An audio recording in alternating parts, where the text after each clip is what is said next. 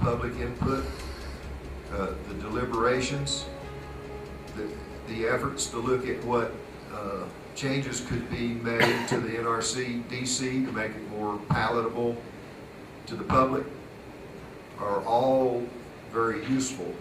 And I realize that you all may not be able to respond to everything that is of public concern tonight because this situation is evolving. But I appreciate the attention that's being dedicated to it. In my mind, simply changing the makeup of the board of the NRCDC isn't enough. My question is, will you make the finances open to the public? In my mind, that is the biggie. I for one would really like to see okay, it's not the city, but we all know it really is the city. It really is the people who live in Salida ultimately that stand to gain or lose if this is somehow not handled well. Any piece of land owned by the citizens of Salida should go to a vote of the citizens before it's transferred. It's good to see that we're trying to change the transparency.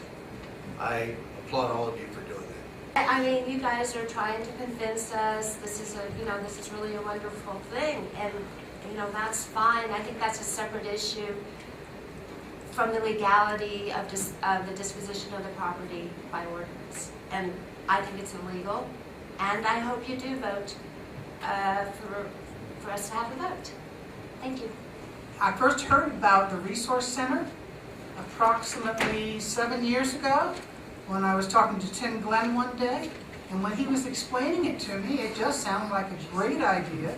It also sounded like it would add jobs. In today's paper, I just read about the survey that the city did, and it seems to me one of the #1 things people in this community want are more jobs. Perhaps it would be a good idea if someone from Parks could come to a meeting, a public meeting, and discuss their viewpoint of the lease in question. It seems to me that a lot of people are seeking information before they take a firm position. And I believe that part of people's concern about the Resource Center is that not having the board of directors meetings available for the public, not hearing a lot of the give and take in the negotiations, it just made a lot of people unsure of what was really happening. And I guess the last question, listening to what I've heard of all this so far is, and I don't know that you can address this, but why don't you want us to vote on it? Is it just that you can do it faster without us? But this is a fairly complex thing you're trying to do. A lot of people seem convinced that this is good for our city, that it's going to be a net benefit for our city. And so I don't understand why you wouldn't want, given that we understand this, why you wouldn't want the citizens to vote on it. That's kind of our job. My primary concern is the legality of that land transfer by city ordinance rather than vote.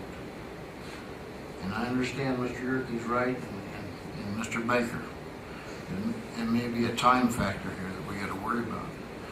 But I think we're compelled to do the legal thing. And as long as I've been in law enforcement, which is about 43 years, I'll have no part of anything I even remotely think could be illegal or questioned.